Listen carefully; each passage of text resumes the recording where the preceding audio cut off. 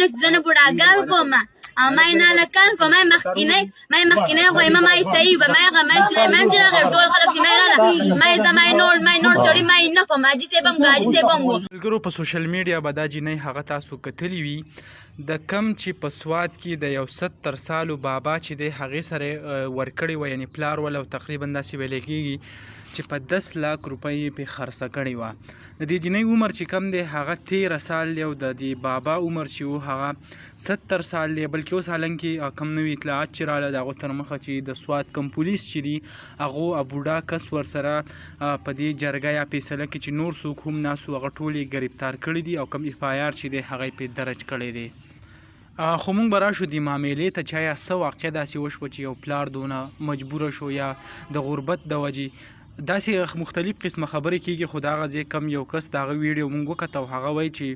د دې پلار کم وس کېدو کور یې خپل و نور داسې ځمکې هم وي خو د وایي 10 لک روپو په لالچ کې د بوډا راوستو بوډا ورته زه به تاله 10 لک روپۍ درکم او ته چې کم دی ما له خپله لور هغه راکړه لور تقریبا 13 سال عمر ویلی کېږي چې هغه ته تاسو دا ویډیو هم وکته او هغه جینۍ چې کم ده هغه یې پرې خرڅه کړه په 10 لک یعنې زه حیران دا یم چې دا څنګه پلار و چې یو خپله داسې وړه لور چې دی هغه دونه یعنې د زړه غوښې چې دي هغه یې په 10 لک روپۍ باندې خرڅې کړي نو کم د جینۍ ویډیو کم پیغام چې راغلی هغه هم تاسو سره شریک کو امید لرم ویډیو به خوښه شوي که ویډیو هم خوښه شوي ویډیو لایک کړئ او که زموږ په چینل نه وي چینل سبسکرایب کړئ د داسې نورو ویډیوګانو دپاره